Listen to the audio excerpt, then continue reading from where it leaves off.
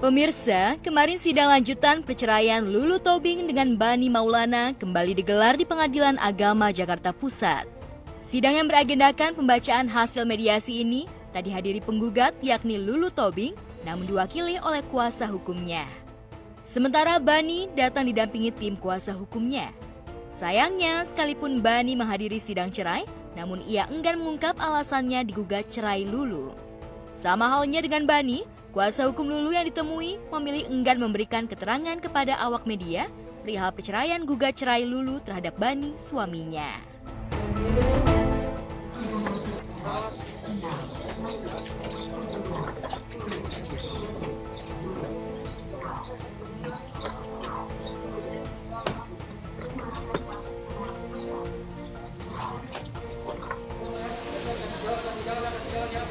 Bang, 5 menit bang.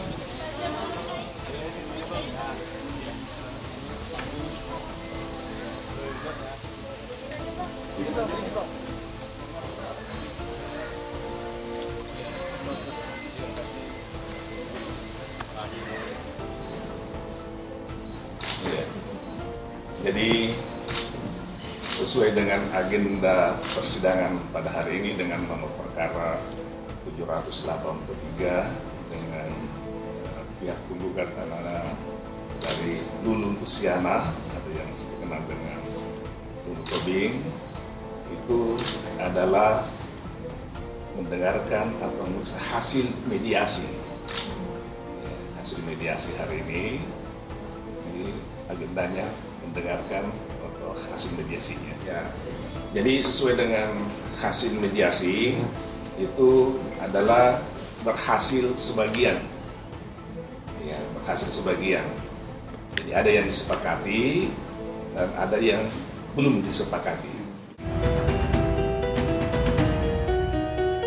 Ya, dalam sidang pembacaan hasil mediasi, hakim mengabulkan permintaan pihak Lulu bahwa selama perkara ini gugat cerai ini berlangsung, pihak tergugat yakni Bani harus memberikan nafkah sebesar 50 juta rupiah sesuai hasil mediasi kedua belah pihak. Poinnya, nah di dalam mediasi, hasil mediasi disebutkan bahwa ada kewajiban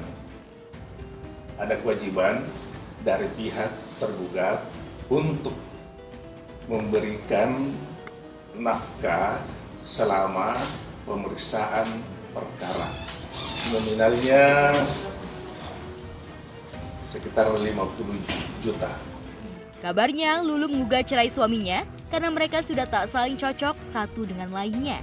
Itu sebabnya dalam mediasi keduanya tak menemukan kata sepakat sehingga membuat keduanya memilih untuk melanjutkan sidang perceraian.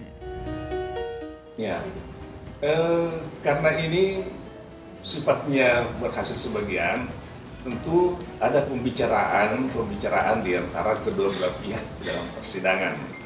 Nah, menyangkut masalah hal-hal dalam rumah tangga itu belum terjadi kesepakatan sehingga perkaranya tetap dilanjutkan dalam proses pemeriksaan perkara di persidangan. Menurut pihak Pengadilan Agama, sidang perceraian antara Lulu dengan Bani untuk selanjutnya akan dilangsungkan secara e-court atau sidang elektronik sehingga kedua belah pihak tidak perlu hadir ke persidangan. Disinggung soal Lulu yang disebut-sebut sudah memasukkan materi gugatan harta gonogini kepada Bani, Hairudin langsung menjelaskannya. Ya, sepanjang dari surat gugatan tidak ada menyangkut masalah harta gonogini. Itu sudah menyangkut masalah pokok gugatan, tentunya akan dibahas dalam persidangan. Apa penyebabnya dan kenapa? Karena itu sudah menyangkut masalah pokok perkara, tentu di dalam persidangan tertutup untuk itu. Sementara itu, sidang perceraian Thalita Latif dengan Dennis Rizky memasuki babak baru. Pihak Dennis mengajukan eksepsi kompetensi relatif, yakni Dennis menyangkal jika pihak Pengadilan Agama Jakarta Pusat tidak berhak menggelar sidang perkara cerai Thalita dengan Dennis. Lantaran Thalita dan Dennis tidak tinggal di wilayah hukum Jakarta Pusat, melainkan masuk di wilayah hukum Pengadilan 3 Raksa Tangerang. Pihak Pengadilan Agama Jakarta Pusat rencananya akan mengadakan sidang untuk mengambil sikap apakah pengajuan eksepsi kompetensi relatif yang diajukan pihak Dennis ditolak atau diterima. Jadi untuk menentukan di Pengadilan Agama mana diajukan suatu gugatan perceraian itu adalah melihat dari domisilinya atau tempat tinggalnya. Ya, tempat tinggal. Nah ini dari pihak Dennis menyatakan bahwa si penggugat ini tidak bertempat tinggal dalam wilayah hukum Pengadilan Agama Jakarta Pusat, tetapi bertempat tinggal di wilayah hukum Pengadilan Agama yang lain. Dalam hal ini adalah Pengadilan Agama Tiga Raksa. Itu menurut pendapat dari pihak Dennis.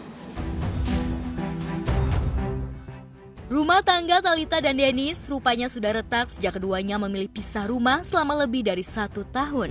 Keduanya bahkan tak saling berkomunikasi secara intensif, sehingga Thalita yang mengaku mendapat perlakuan tak pantas dari suami memilih untuk menggugat cerai. Ini yang terbaik sih buat aku, jadi pengennya cepet-cepet selesai aja sih.